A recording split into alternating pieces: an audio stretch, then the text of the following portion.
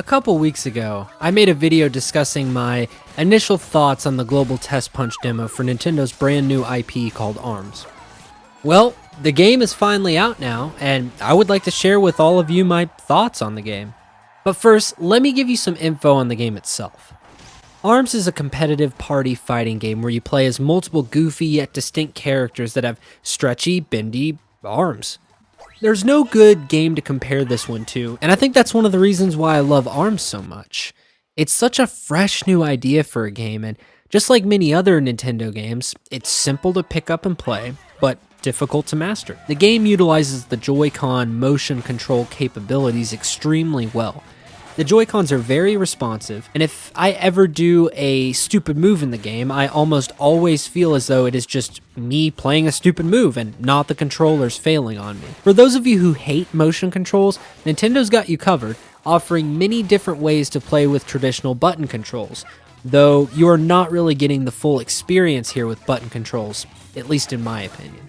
Let's talk more about what you get with ARMS. As of right now, there is the Grand Prix, which is the single player, Party Match, Versus, Ranked, and the Get Arms mode. The single player is decent, it's really short with only 11 fights, but it offers a surprisingly deep level of challenge to it, which I like.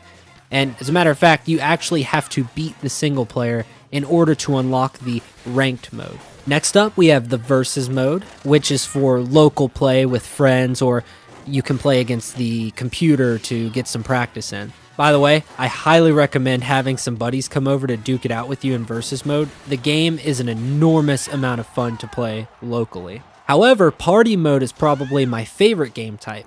It's an online-only mode where you enter a lobby with some other players playing through a variety of modes such as 1v1, 2v2, 1v1v1, Hoops, which is a pretty fun mode where you only receive points by throwing your opponent in a basketball hoop. Volleyball, which is what it sounds like, and it's my least favorite mode. Shootout, which is where you are trying to break more targets than your opponent. And finally, Party mode has the co-op boss fight mode within it, where you're fighting with two other people against Headlock, which is equally as fun as it is hard as hell. Ranked is the competitive mode for ARMS, where you do 1v1 against players in similar ranks with you. The more wins you earn, the higher your rank goes.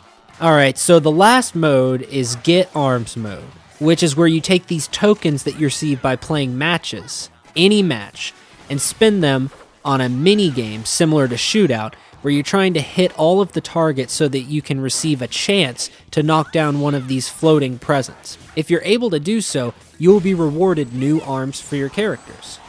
Oh, and I can't believe I've gone this long without mentioning, but each arm you have has different traits, elements, and abilities, and you are able to fully customize what arm has what arm, allowing you to have thousands of different combinations, which adds a lot to the gameplay. Okay, so now that we have all of that covered, time to discuss what I like and what I dislike with ARMS. Let's start with the gameplay.